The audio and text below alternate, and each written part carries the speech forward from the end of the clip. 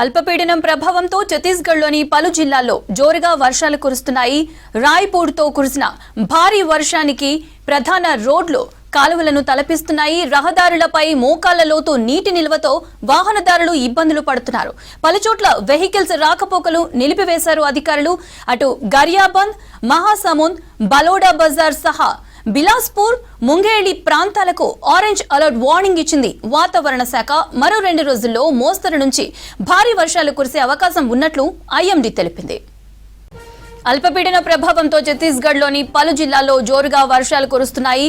రాయ్పూర్తో కురిసిన భారీ వర్షానికి ప్రధాన రోడ్లు కాలువలను తలపిస్తున్నాయి. రహదారులపై మోకాళ్ల లోతు నీటి నిల్వతో వాహనదారులు ఇబ్బందులు పడుతున్నారు. పలుచోట్ల వెహికల్స్ రాకపోకలు నిలిపివేశారు అధికారులు.